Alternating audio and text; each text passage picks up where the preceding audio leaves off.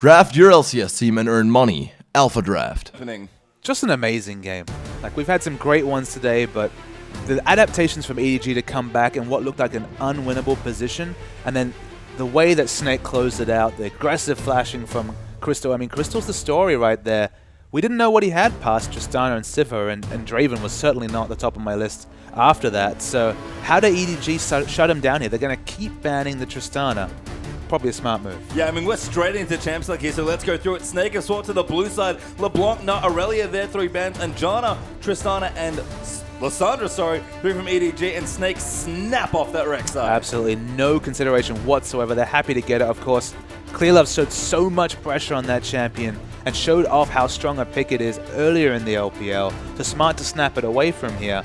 But how will Beast play out that Rek'Sai? It's hard to say. Well, Beast is what played only Java Nunu so far, and he has looked pretty good on those champions. I feel like with a champion as strong as Rex, I mean, this is crazy. Like, he hasn't played Lee Sin. He's played Jarvan as far as top 3 junglers go, and that's it. But it's worth noting, because of all the adaptation bans, specifically Aurelia and Tristana, EDG get quite the 2 picks coming out here. We see Azir and Jarvan are the picks there who are very strong together. They're very strong in team fights. They haven't lost out from picking this Rek'Sai, from having this Rek'Sai picked against them, but Kassadin, who somehow went through picks and bans. It's a good lane matchup against Azir. I wouldn't be surprised to see it here. Yeah, and Bucko played fantastically in that last game as well. Credit to Pawn, his Azir looked fantastic. I felt like one of the best elements in that game 1 was actually Pawn's team fighting on that champion. So we'll see if he can adapt here. And Clearlove, he's already had a getaway Jarvan game this LPL where he's just gone nuts. If he can do it again, that goes a long way against a team like Snake. And he's shown kind of different strings to his bow, has Clearlove, which is an impressive thing for a player who's been around for so long, over 2.5 years now. He's been rocking the jungle for first World Elite and now EDG. He did show a lot of power ganking in earlier series for EDG. So if he can show that again, he was 4-0 at one point, one of his earlier games in the LPL. If he can get his lane snowballing instead of the snowball that happened on him in the previous game, they have a chance in this game. But look at this depth is considering that Ezreal might be interesting. Well, we'll see here. We did have the Kassadin for Snake, though, and Thresh actually is going to go to Ella, and Ella has been another... I mean, Snake have just stood out generally as a team, but Ella's Thresh in particular, I think, is probably a highlight for him. In a competitive scene littered with great Thresh players, I mean, how often do we hear, oh, he's a fantastic Thresh player, he's one of the top Thresh players. So many superlatives come out for that champion.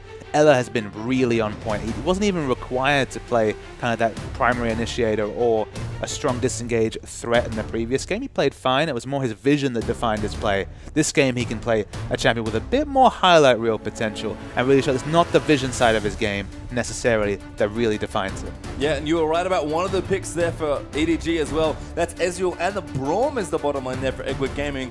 And we're going to see what Snake do as well, but I kind of like the bottom lane from EDG. It's interesting to see the Braum lock in just because it's not like there was a load of hard engage coming out on Snake when that pick was picked up. There was the Rek'Sai who obviously get into melee range, Kassadin, medium range champion, but it wasn't like it was the Jarvan Rumble that we saw last time where a Braum disengage ultimate could be massive.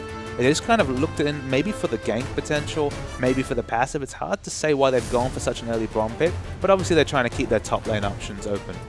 Yeah, I mean, Korra's looked great in earlier series, and Flandre looked very strong there in his Rumble.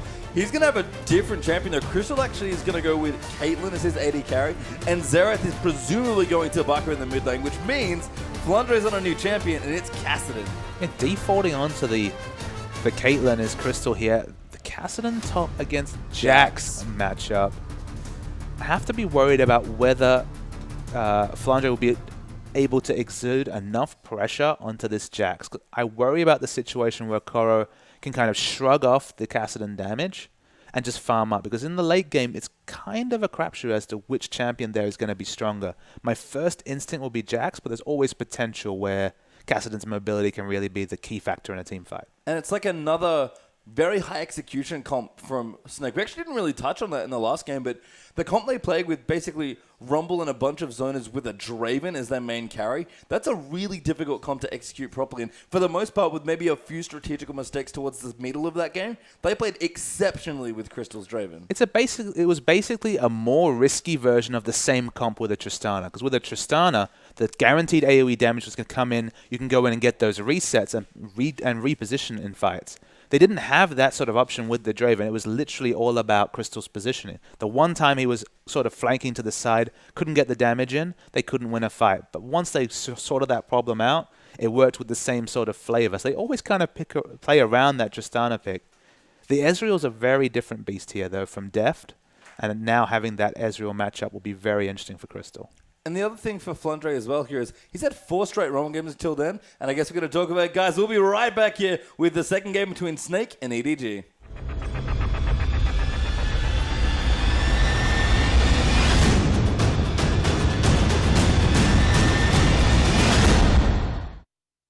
All right, welcome back, everybody. Here we've got the second game of our third match here, week 2, day 1 of the Chinese LPL. Snake are a game up here against EDG. They're on the blue side for this game, and Edward Gaming swapped over to the red side. They'll be down a game here, looking to at least make it a draw here, Papa, and make it 1-1. I'm very interested to see which of the teams will be more decisive in level 1 to get the lane matchup they want. I'm not sure if Kassadin's going to be looking for a 1v2. I'm not sure he's going to opt into a 1v1. There's a lot of question marks, and that's why I'm not surprised to see the originally 5-man invasion game from EDG trying to spot out the early laning here, because I think both teams will have a very specific plan of what they want out of these lane matchups. We'll have to see. And my point before we cut away there with Flandre is he's had 4 straight Rumble games. And the first game of the whole... Oh, Pawn actually going to find Crystal. Just going to... Yep, a couple of taps here. Crystal actually might be forced to use a flash. No net's over. But Clearlove's here as well. Cora's now joining the party. But Bucket's going to rotate in. A good stun there for Jax. The broad passive there. And first blood goes to Jax. In a previous game, we talked about how when you have a 4-man invasion, your team can kind of go out there as a solo man and get a chance to get aggressive wards down. This is the first time we've seen a team pay for that. Now, smartly, Crystal didn't use any of his summoners there. He had to skill E at level 1, which isn't ideal. Can't start that lane push very early. The gold goes over to Jax, which hardly the ideal to pick it up. And look at this opening item star here. Not just a Doran Blade, but also all the regen here. And now you worry that Jax could really go off this game. Yeah, but looks like the lane swap is actually going to be started here. So Snake, I guess, get the lane they want. Maybe I think they just guessed given the vision, although they can see Braum here with Def doing that Grom. So maybe some premature vision here as well. Looks like they are just going to swap in against Jax and try and push him in early. Opting into a 1v2 with Kassadin is very interesting to me here. Of course, on the blue side, they're the ones initiating the lane swap here. So opting into a 1v2 with Kassadin, a champion who, okay, can last it pretty well when his W's off cooldown and has some AoE tools if the enemy team spams spells. It's very interesting to me. I guess the one thing you can say is that perhaps Ezreal's not the best champion to snowball a lead in a 1v2 situation, but interesting. And interestingly, as we look up towards the top lane, a very disciplined freeze here from Crystal and Ella. It's a different flavor right here, just because with the amount of auto attack range that Caitlyn has, they're going to be able to free hit on Jax when he's under the turret trying to farm. So the freeze, it's something new for Chinese League Legends, obviously a very common thing in Global League of Legends, and they're trying to get this red buff steal. Yeah, I like that Mouse was just sitting in the brush waiting to see if Beast Rexar was coming, kind of acting as a human ward there. Beast will actually find this red. Great Prey Seeker, maybe sniff this out. He does have his smite, he secures his own red buff, and that's key there for Beast. He had no right to pick up that buff right there. Beast steals away his own red buff, which is a weird thing to say, but it's a massive win for how much map pressure EDG were exerting right there. And you noticed a bit of jungling being done by Jax. He had so much regen and so much early items that he was very easily able to use his spells to get through the jungle. So when this freeze does end, Jax is still looking fairly healthy. Yeah, I mean, Jax also very rarely a jungle champion as well. Can actually fight those monsters fairly well. And now Flandre down the bottom actually with Beast. Going to get babysat. Little Ella, though, will come in. And we're going to have 1v1 with Caitlyn Jax and 2v2 with Ella Flandre versus Deft and Mouse. Both Jax and Maokai have kind of interesting things they can do at level 1 in the jungle, specifically around the Raptor camp, whether it's around Counter-Strike or the Sapling Toss. So E abilities for both can be used to clear jungle camps. But when you have extra regen that you don't even have to, that fills up when you back, and also the extra damage coming out of the Doran Blade, trivial for Jax to go and pick up some minions in the jungle. Yep, and Koru even just had E level 1 because of the stun he had to use. So everything kind of working out nicely there with that lane swap, and Koru going to be very comfortable on this Jax. Even in CS, though, for those two top laners, or would-be top laners, if it weren't for the swap. And that was my question here coming through. Flandre playing all of those utility games, now on a very hard carry in Kassadin. Yeah, on a very hard carry, but against one as well. And I kind of wonder, my big question is, what does this lane matchup look like when Koro and Castanen finally have to 1v1 in the top lane when they start splitting with teleport. That's the interesting factor to me, just because, I mean, Jax can get so scary with the Trinity Force, and of course it'll be very hard to lock down that Cassidy, but I don't know if he has the damage potential to really put any damage onto Koro. They're probably going to want Crystal to track Jax wherever he can, but eventually the game will reach a point where that's no longer a viable strategy. Yeah, Beast, though, will sniff out a ward here with his Raptor Smite debuff there.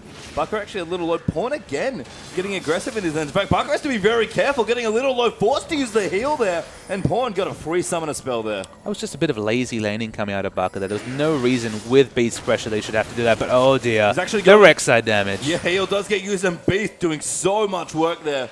Pawn maybe getting cocky himself. Yeah, it feels like 2 cocky moves, one from each mid laner, cost them every summoner but Xera's Flash. But Clearlove, he's feeling something.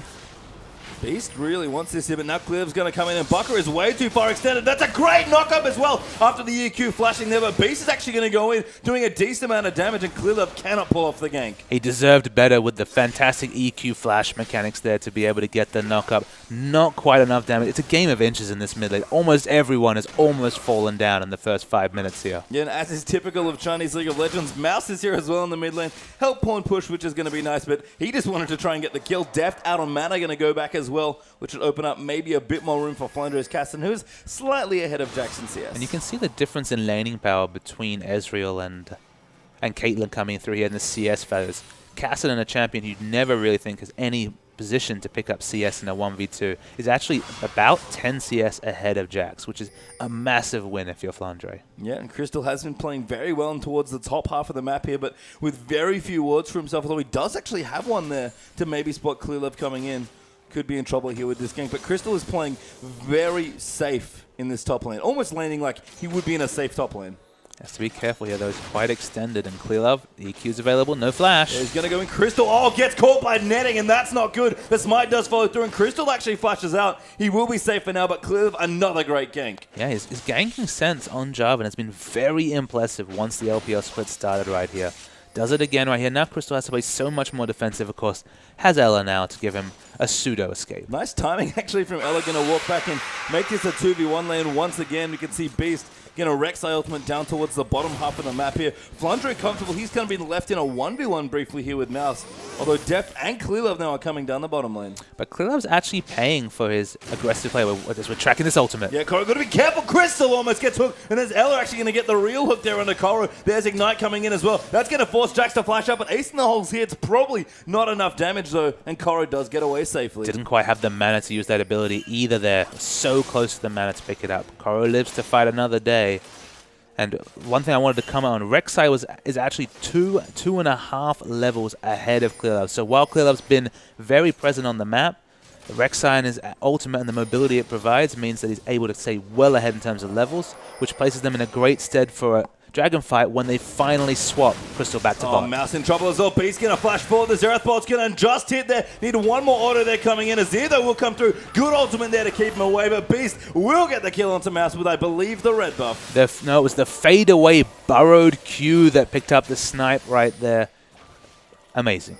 Really nice stuff there as Bucker will return back to the mid lane now. Continue farming up and again, falling slightly behind Pawn, but he's fine as Flandre is teleporting here. Really wanted that kill onto Clearlove, and Beast will force him back towards his turret. Level 5 Flandre, by the way. He was really hoping that Wolf would die to grant him 6. It did, but no kill to back out, and Beast is just snowballing in terms of experience amazingly. And they're going to take this dragon here. They've rotated smartly Caitlyn back to the bottom lane. Isn't even going to matter in this case because Caitlyn's going to get to lane quite slowly, but Rek'Sai is going off, and this is why we've seen this champion so frequently banned, is that it doesn't really matter if it's a herbivore jungler, if it's a jungler who really likes to fight and gank. You can do both on Rek'Sai so comfortably. The Beast does have his smite here, so does not secure the dragon. Death there, going to sneak it away with True Shot Barrage. Feeling great is Death right here, level 7. He actually eased into a cupcake right there, so isn't able to get over the ridge, doesn't really matter. Able to walk back into lane. And all that we hyped up Beast so much there. Losing the dragon is a big thing for EDG. Yeah, not sure how exactly those numbers play out, but Beast cannot have been far from taking that dragon, but a very well-timed ult there from Deft will steal the worm. We're actually going to bring back into standard lanes. Now Flandre has had time to power up. He's hit level 6. He's got his Catalyst. And this is a nice reset there for that top lane matchup. It is a nice reset, and we're going to start getting a window into this Cassidy versus Jax 1v1 matchup. You have to give it to Jax because Phage and Dagger is so many more combat stats than just, of course, the regen coming out from that item pickup from Cassidy. So he's just going to try and power up, he's going to try and pick up that Rod of Ages unimpeded as much as possible, but I don't know how he's going to do that in a 1v1 situation against the Jax. I think the same has to be true for the bottom lane 2v2 here for Snake as well. I mean, Crystal's build's a little greedier here with Pickaxe and an Avarice Blade. Actually, Blue Snipe will go off there as well by Buck. A nice steal. Everything's coming from downtown here, Pastry Time, with the snipes. You'd think it was a basketball game, how often they'd be able to take those out. The three-pointers are coming thick and fast. And nobody seems to be able to claim the buffs they start. No one gets their own buffs there. And again, such a smart rotation from Snake, but they can't get the Dragon because of Dev's very sneaky ult. Flandre in the top, continues CSing it even with Jackson, just kind of slow pushing this, trying to get as much space as possible and just poking out Jax wherever he can. He's actually maxing his Q in this matchup. It's worth coming back to the point you made about the greedy build coming out of Crystal here. It's very relevant just because a no combat stat tier into a pickaxe should have no chance in a lane against a Caitlyn. Caitlyn naturally wins that lane matchup considerably, has the pushing advantage, has the dueling advantage, has the ultimate to follow, but Beast, he's going in. He's going in deep. They're great. Pre-Seeker actually will hit there for the reveal. Korra can't quite get away. A great knock up there. The stun is coming, but Flandre waited very patiently for that, and that will get him a kill. The kill granted over to Flandre. Excellent layering of CC. That range smite makes all the difference in these ganks. It gives Beast access to even more CC, and the snowball begins. Yeah, I mean, Flandre, the one person I don't think EDG want to give too much to here. We've talked about it. He doesn't go full hard carry mode that often, at least in the LPL games we've seen. This is his chance to go back to, top lane carry god status. And I'm sure the EDG camp had monitors on OMG and just how far off Going went in that earlier match, so they don't want to give Kasten any rope. Up top, we're seeing a fight. Horn in trouble. Actually, Beast, never mind, in trouble. Too many friends as Clearlove almost goes down to the Rek'Sai damage. Xerath does snipe Clearlove, though. Finds Pawn as well to cancel it back, and Buck as Xerath is so good. And my mind casts back to the last time we saw Buck as Xerath. This is the sort of play we can come to expect with him. He's on point with those snipes. Every skill shot that comes over about 2,000 range seems to be hitting in this game. And it's crazy. Yeah, Ella now in the mid as well, just going to help Bucker with the push. Potentially a bit of pressure put on this turret in the mid, but they'll back off instead with Xerath probably wanting to go by Rek'Sai. Will actually go towards the top lane and get a gank again for Flandre, and Korra has to be so careful. Flandre waiting fairly patiently here. Beast is here as well. He's speeding his way in. There's a knockout. The smite in there as well. And again, Flandre just waits for that stun. Actually gets stunned up. Flashes out though with the Rift Walk. Has to be careful. Turns around. The slow comes in. And Beast will get the kill. A game of inches there. It was very smart for Beast to re-gank the lane. He donated double buffs to, of course, Rek'Sai's insane global mobility. Makes the difference there. Cassidy stays alive by the skin of his teeth. And that resets the top lane. What was looking like a terror top lane for Cassidy, having to deal with a double buff Jax. Finally got managed. We're going to see the replay here. I mean, it's a standard 2v1 situation, but Flandre baited excellent here. So far up the wave is Korra right there. There's no way he can really run to. He has to run away as much as possible. Of course, Beast has a massive damage in a 1v1 situation, but Flandre opens up enough distance right here. He's one auto away. It looked deceptive, but he was one auto away from dying. Just managed to orb walk and stay alive. Yeah, Flandre calculated that quite nicely. He actually auto-attacked Jax for a bit of extra damage, I believe, with the W active. I love that both times he's waited out the counter-strike, but he almost paid for it there when Leaf Strike came back off cooldown. And the other point about waiting out is that he actually waited till he was in the brush before he activated the W and went for that auto. So there was no vision being granted of him as he went for that killing blow. This is what top laners do. That's the sort of plays they make. Flandre's back, by the way, and Beast actually is going to go in. This might be a die, but they think a bit better of it. Flandre, though, about to collect gold from that top tower on Beast. We talk about him camping Flandre's lane. It hasn't happened that often, but he wants this Cassidy to get going. Shades of the home guard teleport Irelia we saw in Game 1 against Gamty, where Flandre really burst onto the scene with excellent play right there. He just shows reckless abandon with that teleport. So many people are like, all right, I've got to always have it up for Dragon. He's like, well, maybe I can get a kill a minute before Dragon. And you know what? I feel like Snake's overall play style and how well they control minion waves gives him the ability to do that with Flundra's teleport. He can afford to be reckless because his team always knows to play around when it's up and also when it's down. And it's Crystal as well. They play around Crystal's cooldowns on Tristana. They play around his Draven play and the aggression he's going to show. This team is very in tune with each other, and it's a fairly new lineup with communication problem potential with the two Korean imported players. For them to show so much synergy so early is massive, and Pawn, he's dead. Flundre surprised, he's here again. Pawn has popped his heal. The hook will go wide though, and Mouse is here. There's the last bolt hitting though from right of the arcane, but they can't get the kill. And Buck, very low as well, also survives. I signed his death warrant too early. I saw 4 members, including the hyper-scaling mobile assassin in Cassidy, and I thought he was dead for sure, but smooth moves keeps him up. And look at this in the top lane. The answer is that Koro, you never want to leave a turret open to Jax. No, Crystal actually same sort of deal in the bottom lane. Def will return though, and Ella's here as well to help with that push. 2 towers have already fallen on opposite sides of the map, and it seems that they'll be equalized by both teams here as well, with Jax taking top and Caitlyn taking bottom. This is the absolute minimum we'd expect from this Caitlyn versus Ezreal matchup. The 10 CS lane matchup is lower than you'd expect. You'd probably hope for 20 or 30 for the Caitlyn player, but I think the opting into the Avarice Blade really slowed down the pressure on that turret. 15 minutes is a bit later than we expected, and for it to only be a turret trade when you have a Caitlyn advantage is not the best, but it looks like they can pick up a dragon at least to grow a bit of objective advantage. They'll pick up their first one here. No Ezreal ultimate forthcoming this time. It's actually on cooldown there for Def, so Beast probably happy about that. Had everyone in the right spot there for that dragon, so another nice rotation. Just, I guess, a shame they couldn't pick up their first dragon because Def, he stole it. So very aggressive ultimate coming out from Beast. He wasn't interested in seeing Clearlove steal away his blue buff, so they'll be able to claim that back again as we see Jarvan and Jax backing off. But this is kind of the worry I have, is that Jax's split push pressure is only going to get stronger, and I don't think it's a 1v1 situation where Cassidy will be able to hold him down. No, I'm not too sure either. Flundre has kind of been unleashed here in this game. He finished his Rod of Ages about a minute and a half ago, so that timing's pretty nice around the 15-minute mark, and he'll just continue to get stronger here. Koro, though, does have his Trinity Force, and in general, EDG not too far behind here, only about 1,500 gold. He has Trinity Force, he has a null magic mantle, and more importantly, he has teleport off. He didn't try and go for a sneaky kill on any of the other lanes, so he has that long cooldown teleport available. There isn't a dragon to make a play on, but this Jax showing up behind anyone and getting into melee range is going to be some kills. And again, Crystal, we've seen how integrally he is to Snake's team fighting. They're going to have to protect him in order to make these fights happen properly. And Flundre as well, he has to be careful. He can't go too far in. The engage this time for Snake is not as clear as it was in the last game, and the late game for EDG is stellar. I was going to ask for a tab over the goal, but we do see finally the Infinity Edge pickup comes for Caitlyn. This is still a bit of the beginning of the Caitlyn power trough, sitting on just that Infinity Edge.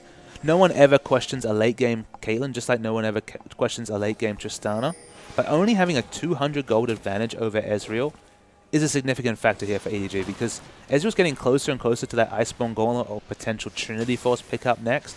He's only going to get stronger, and Caitlyn has about 2,000, 3,000 gold before she's really teamfight relevant again. Cassidy's in trouble. Yeah, Flundre in the top lane is in a whole host of trouble. Crystal cutting back does get that. And now Crystal could be in trouble. Mouse! Oh, deft. Another good Ezreal will snipe him, but Flundre wants to go back in here. The rest of Snake's ready to join. There's the Xerath ultimate. Great slow in there as well. And Flundre gets yet another kill. These heat-seeking ultimates from Barca are opening up all sorts of plays. How many long-range skill shots have influenced fights right there? I have a sneaky suspicion that Mouse would have picked up that kill, but even better to pass it over to Deft. Beast is going in again, maybe a bit too aggressive. Deft will trade in some damage as well. Good poke there coming through for him, doing work already with just the Shin and the Manamune. And EDG, they want this turret. Pawn is aggressively putting soldiers down to see if he can take it, but Snake will fend them off for now. Yeah, a lot of wave clear from when the Caitlyn and a blue buff Xerath are involved. But of course, Caitlyn was away, as we see slightly wide as that Q coming out there as Deft takes another love tap and suddenly has no health whatsoever. Yeah, no ult there for Barca, so Deft's safe for now. Although Flundre might get frisky if he really wants to get the kill. Deft will throw his ultimate out,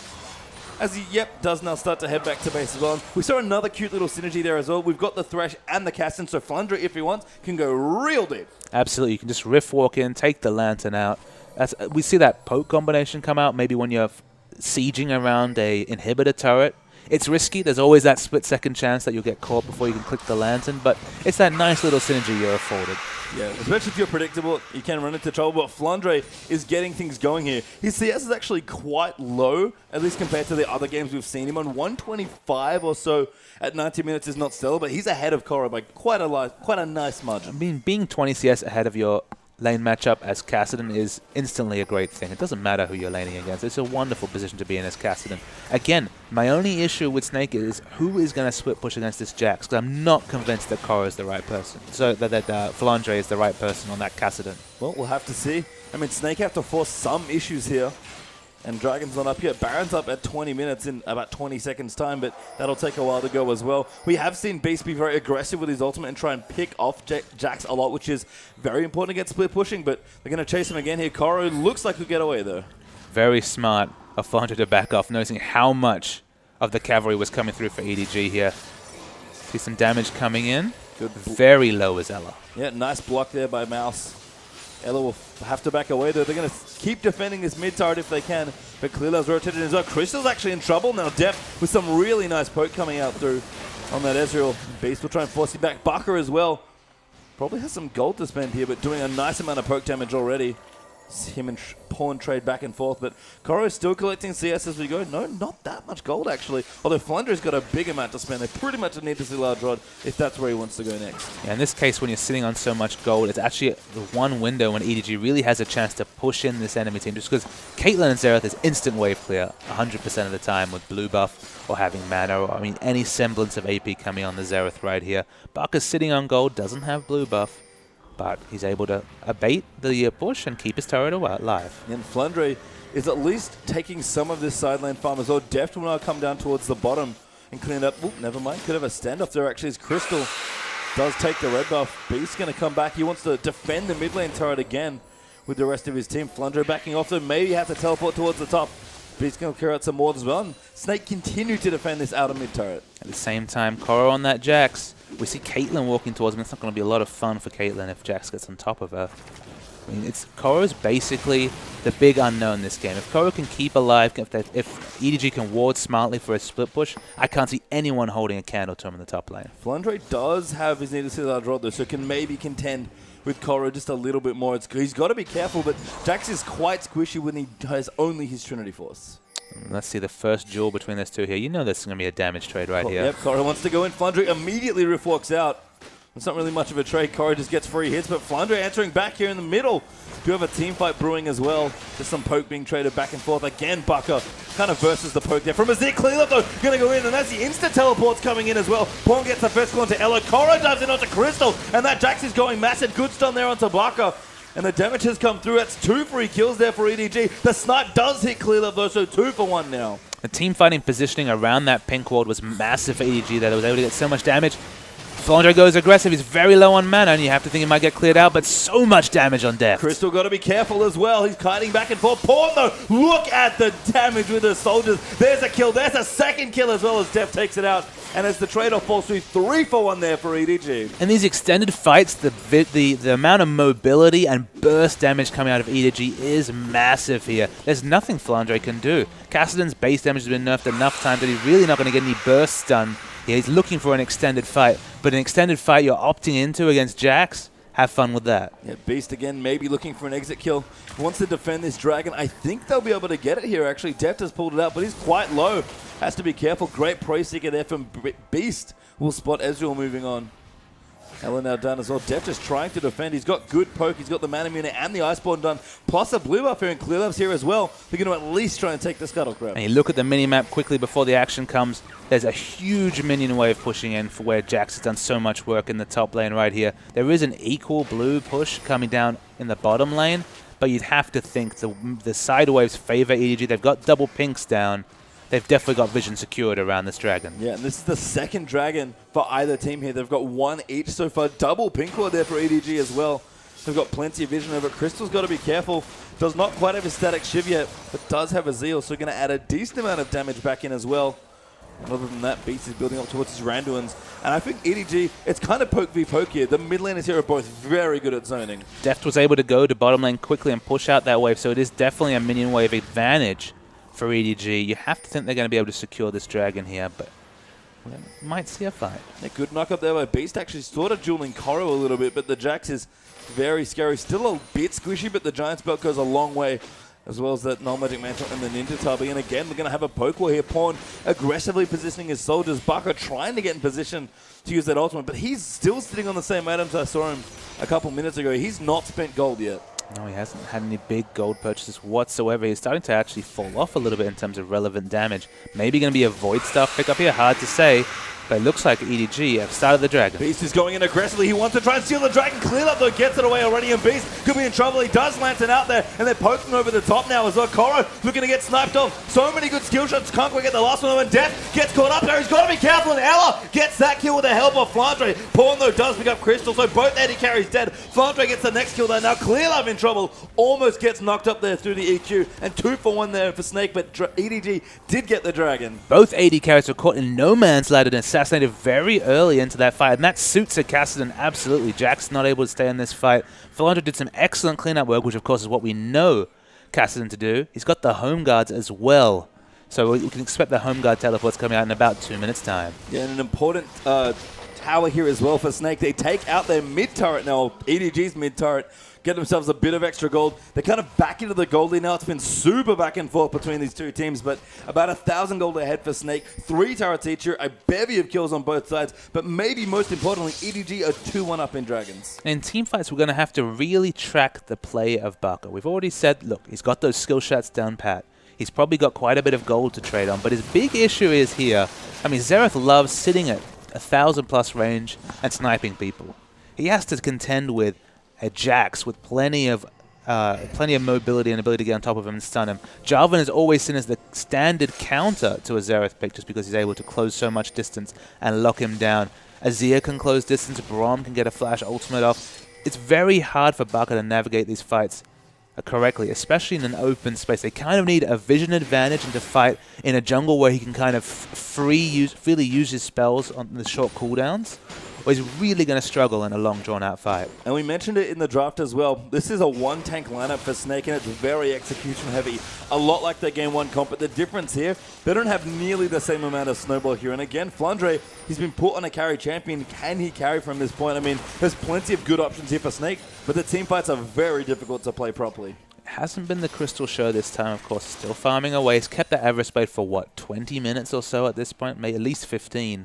So definitely be adding up to quite a lot of gold here. But he's in between 2 items that round out Caitlyn's late-game power spike. But until they're finished, it's going to struggle to be relevant compared to the huge blue Ezreal we see coming out of Deft here. Since we last looked at his build, Iceborne Gauntlet, Muramana Transform is completed, and the Bloodthirster. So much poke damage coming out here, and over an extended team fight, he's got double buffs right now, at least the blue buff, can't really tell with the particles of the red buff. So much damage and mobility coming out from this Ezreal. Yeah, and Beast has to be careful now as well. Korra going to chase in. Oh, great smite there from Beast, slows him down enough. He actually wants to go back in, but that might not be what he wants to go. Tunnels out though, 2 members coming through. Mouse actually going to go in, he dodges the, oh, that's an amazing lantern by Ella. Now Baka coming through for the poke, and Flandre's in as well. He's going deep in, they get a 5-man force pulse. Good Zonni's there as well, dodges the ulti there from Pawn as he throws it out, and now they're going to try and snipe it. There's 1 kill as Cleanup goes in onto Beast. Koro gets that next one as well, but Baka cutting back and forth. Ella in trouble now, Flandre cutting back in as well. Now Def could be in trouble, he's taking damage here for Crystal, but great cutting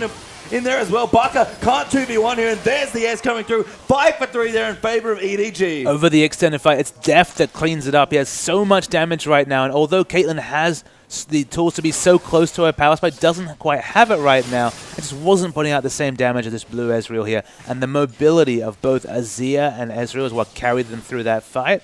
It was a long, extended one. In the replay, I'll have to shout out Clear Love's play here. We'll watch Clear Love when he comes in. But to start off the fight, Beast, he's just trying to buy time for Crystal to run. He knows he has the burrow to be able to move away. The flash ultimate from Mouse is good, but the Lantern is unbelievable from Ella. The re-engage from Flandre, he has Zhonya's, he is able to go in. And this is when we see Xerath start to open, and that's when everything comes. The engage from Clear Love is massive. There's 3 people here, and at the back, look who's got full health. It's Def. He's so strong in the back. There's nothing that Baka can do with his longer cooldowns, with lack of a tank line in front of him. An excellent play from Deft. That's what you expect when you pick up Deft onto your team. It's that late-game teamfight carry. And to be honest, that teamfight was played in that situation almost as perfectly as Snake could have asked for. But that Caitlyn power trough must have felt awful, because if Crystal did any more damage, now picked up a last whisper for himself, that might have been a different fight. And the one tank comp one tank situation coming out from Snake here really showed through, as it was Beast that took a lot of the poke damage at the start of that fight, and he wasn't able to be a relevant team fighter at the start there. And that's when Xerath had to worry about his positioning, as he had no tank wall in front of him. Kassadin Rift walked in and then was kind of caught in no man's land. They need Crystal to get these items and get them quick, specifically the Static Shiv as we look there. 700 or so gold being picked up from that Avarice Blade, which is disgusting really if you think about it. Crystal, so greedy. Just so greedy. He's an income banker right here. He is. He just finally finished the Static Shiv.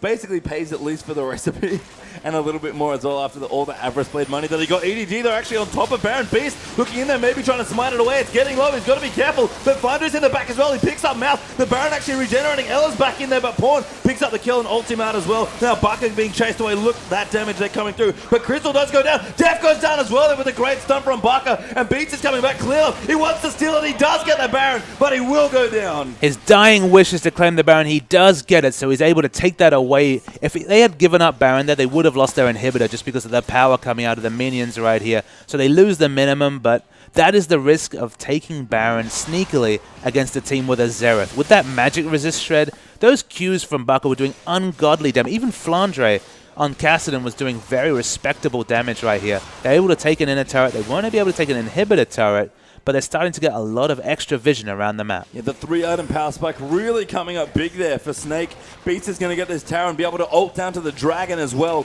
So a lot of objectives being picked up here for Snake very quickly. And that was, again, another beautifully played team fight. This time, though, it's on Snake's side. Well, the difference in power between all the recipe items of the Static Shiv and the Last Whisper to completing those items is massive, and that was on display right there. Crystal got to the fight late, but was still doing very strong damage once she sent it. If they were truly grouped, if Crystal was there when they were half health because of Baron, it would have been a clean ace and a free Baron, but of course with that positioning, they'll just have to take the kills. And this game in some ways is sort of developing into Baka and Flandre, versus Def and Pawn. It's kind of funny. It's the two Chinese solo lane players here up against their Korean counterparts.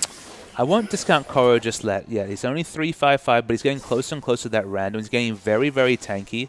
And Jax, once he hits level 16, he's 15 at the moment, has access to so many free defensive stats and just so much damage if he's able to stick to a target that he's going to be a massive factor in these fights. But for now, it's definitely been Flandre who's been edging ahead in terms of team fight importance. Very fair, and I think maybe we can say the same thing about Crystal. Now, obviously a very different role there coming up for Caitlyn, but Crystal's only getting stronger from this point, and Blue Residual's fine, but as far as raw damage output goes and consistent right-click DPS, Crystal probably has the market cornered. It's one of those situations where Crystal will hit 6 items a lot later than Deft. Deft is very close to 6 items already. He has a ward slot right now. He'll pick up a last item. We'll wait and see, maybe a defensive item coming out there, maybe more damage, but it's hard to say.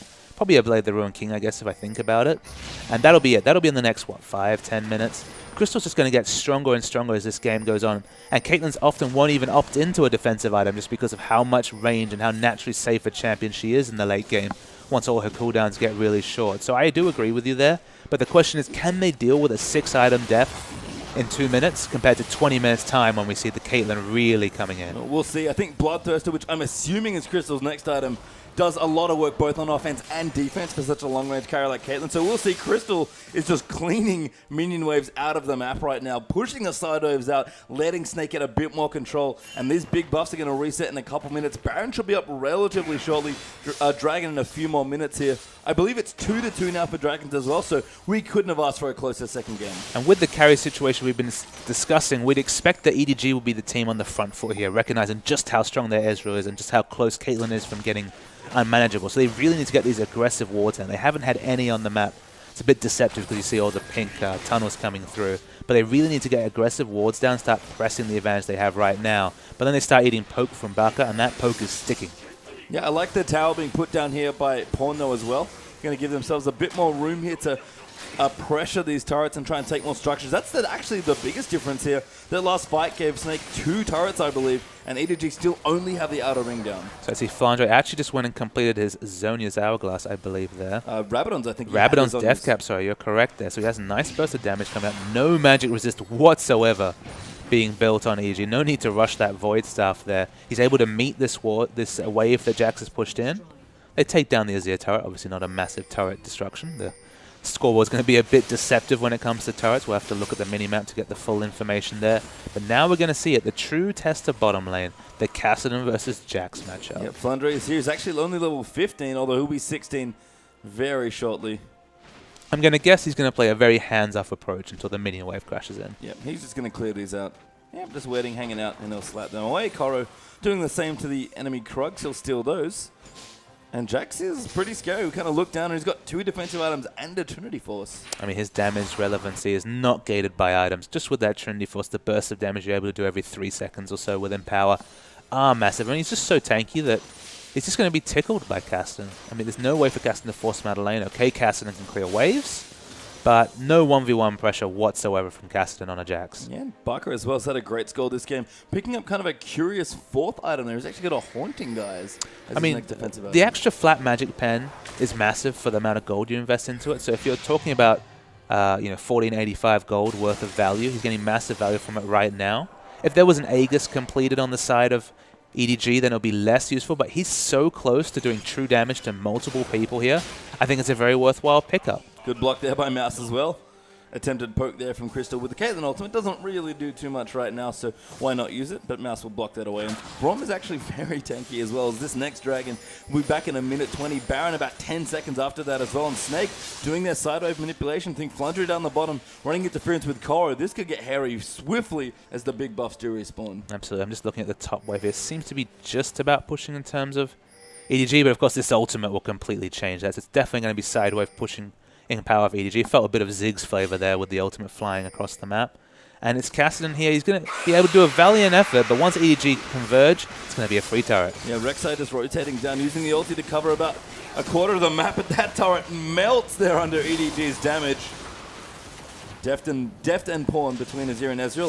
If they're allowed to free hit turrets, especially with Jarvan attack speed, they do not last long. So much like last game, it's a minute till the 2 big neutral objectives come into play here. 48 seconds for Baron, 33 seconds for Dragon coming here. I feel like whoever gets ascendancy over these objectives are really going to be the winner as we close this game out. And whether Beast can really be that solo tank for the team. We've seen a lot of damage Rek'Sai. It's actually the first full tank Rek'Sai we've really seen. Yep. Jack's down there as well. Got a bit more room to pressure Flandre in as well, kind of back him into a corner. Crystal does have another BF sword as well, so Bloodthirster is almost completed there to make that a 4-item Caitlyn, but Koro's rotating and Baka going to try and poke him off. Not quite level 16 there. Xerath, especially with those pinpoint ultimates, going to want that, but EDG are starting to take control of this bottom half of the map. Yeah, we said they needed to get that advanced vision in that and abuse the power spike that Deft's currently going for. They're doing that very well here. Baka's using his ultimate, and probably for vision more so than anything. Not realistically going to be able to snipe away the dragon here. But look at this trade. Running to Baron here, and that's 3rd dragon for 1st Baron potentially. If Snake can finish it, they're 3-manning it right now. Baka kind of knows, like, I can't really do anything. And Cassidy actually will start teleporting early. Jax does have his teleport, but Flandre's going to come and he's going to try and help his team take the Baron, and they do secure it. But Mouse now getting low. He gets chunked out so hard there with that damage. But Def going to come in. Beast trying to run in there as well. Clearlove in the back is going onto Crystal. Koro does get that kill, though, and that's so important. Now Flandre going to try and kite away. He's zoned out Deft and Mouse.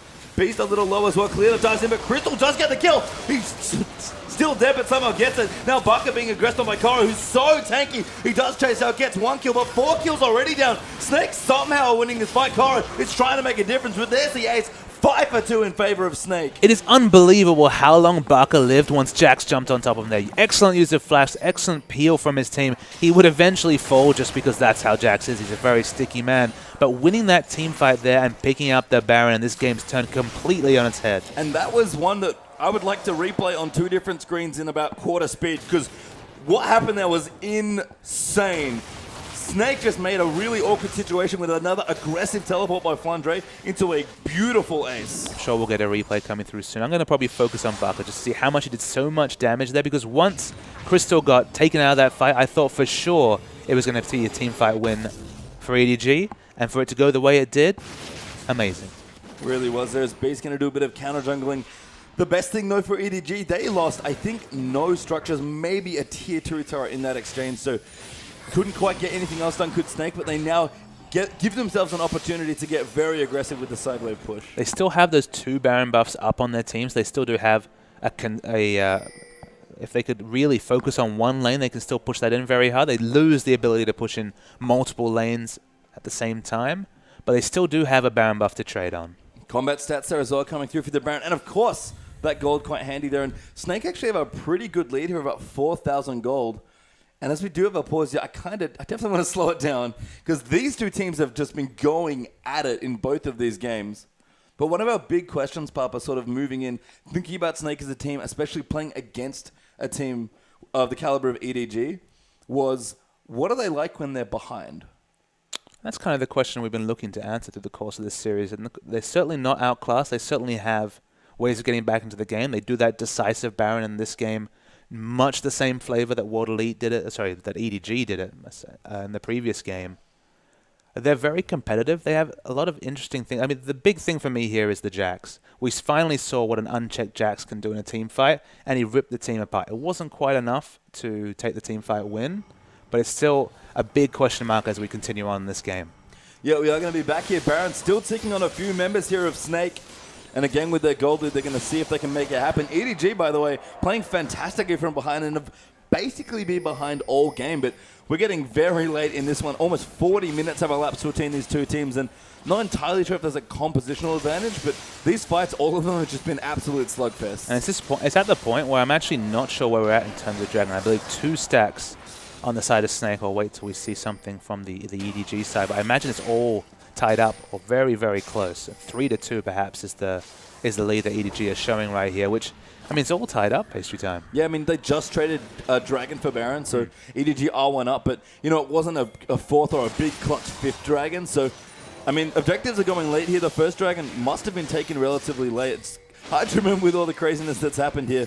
The Baron up minions. I love the Azir turret, by the way, just sort of buying time and wasting Baron buff pressure. And we see Rek'Sai is actually the person that chooses to split up the top lane. Just because he has so many tunnels around the mid lane area, he knows that he can group with his ultimate at any time. It's something that we've seen World Elite mix around with the split push coming out from the jungler, but in this case, with the global, actually makes a lot of sense. It does. And then Beast Prop can't contend with Koro 1v1. Oh, Death gets grabbed though by Ella. That's an amazing hook. The GA though will keep him alive for now. Rek'Sai's coming in right in the middle of this fight. Cleanup jumps up Crystal's pawn around the back. He's actually fighting Fundro, who's on it. That's a beautifully, no, not quite timed enough, but Mouth does get the kill there on Cassim. No, Cleanup diving in, but Crystal, Ella, and Barker are doing so well here. And Beast has tanked so much damage. He tunnels out there as well. Is he going to go down? That's 2 for 1 there. Now Def going to go through. Barker gets the kill into Def with a snipe, and Mouse, run buddy. Crystal is chasing you down.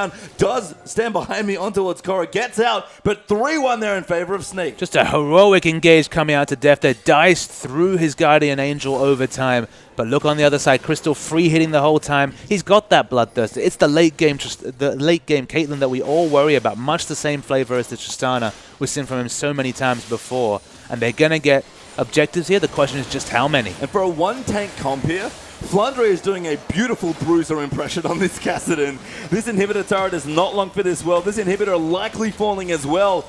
And Snake are opening up even more of this game for themselves. Koro looks so scary, and they're actually going to go for more here, it looks like. That might be a bit too much. The minions are there. There's no Baron buff left. They do get one. Can they get the second? There's not enough left for EDG. And that's 2 towers and inhibs there for Snake. Crucially, still 5 seconds for any semblance of ranged wave clear coming out from EDG. It's just Azir and Ezreal popping up right now. The Ezreal ultimate from downtown would have been enough for a bit of wave clear, but with no wave clear whatsoever, they were able to pick up 2 inhibitors and swing the game firmly in their advantage. Yeah, after that, another stellar team fight there with Flandre and Beast zoning so impeccably. A great tunnel there for Rek'Sai, using that global ultimate to get back into the fight. Flandre zoning up both of the carries, and Deft, a great hook from Ella to start that all off. Snake don't have that many options, it feels like, when it comes to engagements, but when they pick them, boy, do they pick them well. And it's almost never Deft that's the one caught in a late game team fight.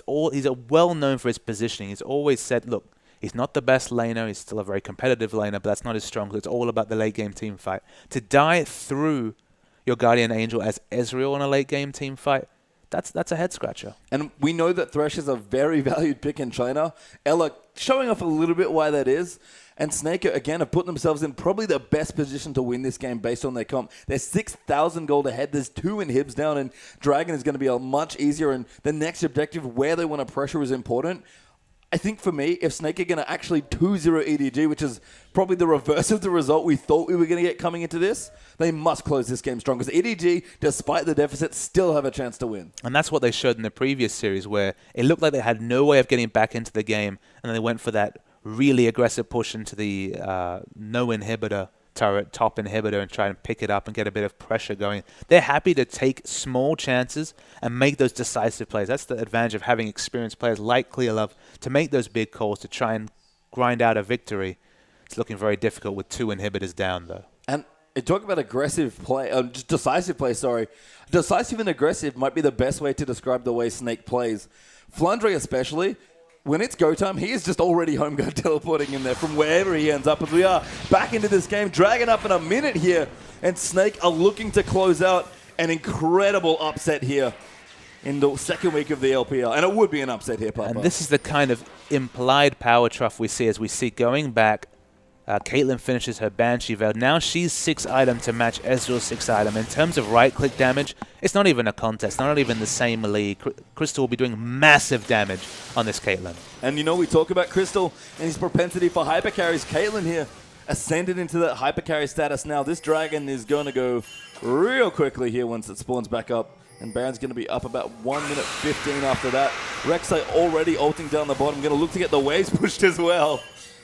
Trying to track that Rek'Sai is always very, very amusing, so thank you to the cameraman there. I mean, the main issue Deft has here, he's got 2.5 minutes plus for his Guardian Angel to respawn, and they really can't take a fight before that comes down, just because those resists, while they're nice, it's going to be the difference between him getting assassinated by Kassadin instantly and Jax finding the time to get on top of this Caitlyn. Yeah, Barker has another needlessly large rod as well, so finally going to build a zone. Is actually the fight will start it. Clearly going to go in Ella, kind of zoning him out. A great box there in the choke pot. Crystal, though, getting poked out. He has to be careful. Barker's running back and forth. Flandre just running interference in the back onto that pawn. He's going to go down soon here, but Cora jumps onto Flandre. Rift locks out. Barker gets the first kill. Beast is still alive and tanking all of them, and Beast solos out Deft after Flandre goes in. Cora gets grabbed out of the air by Thresh, and Snake are looking to win this game.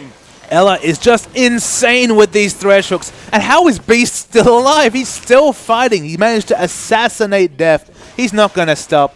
And this is going to be the 2-0 that nobody picked. No doubt left, I think, now. EDG get defeated by Snake 2-0. There's the 4th kill there for Snake, and this game is over. And what an incredible way to win against a team like EDG. Who is the late game team now? It has to be Snake. No one would have picked it. And Ella, my goodness. First it was the heroic hook onto the Guardian Angel Deft to take him down in the first fight. And then that hook onto the jumping Jax was just disgusting, let's be real. And they take the victory. They didn't steal it though, Pastry Time. They won both those games with their own merit, and that is an impressive thing to say about a former LSBL team new to the LPL this season. And Snake continue undefeated in LPL matches here. Still early on, but man, it's been impressive. And you know what? We have a replay, and I really want to watch this one. So you take a breath there, Pastry Time. So we're about 30 minutes into the game here. So it's no lead whatsoever. In fact, 1,000 gold lead coming out for EDG here. And this was the rush down on Baron. So Beast goes in. He's very, very tanky, so he's able to buy a lot of time. Notice the Baron's still alive here, still hitting Pawn awkwardly, and that's why Pawn's dying. Now watch Barker in the back. He does so much damage despite being on a very immobile character. Deft goes in the wrong direction, you'd have to say there. Gets killed. But that was just a crazy, crazy fight. And yeah, I mean, Deft, a couple of positional mistakes there, whether it was the arcane shifts, being caught by Ella's hooks. He really let his team down on such a mobile carry like Ezreal. It's not something you'd say for Deft usually. And for me, I don't know. We tried to figure out this match. We've gone through so many players. We talked about Flandre. We talked about Crystal. Beast is that good plays. Ella has good plays. Bucket, guess what? I just named everyone in this team. Yep. They are just a good team now. And boy, was that a match. But we have one more LPL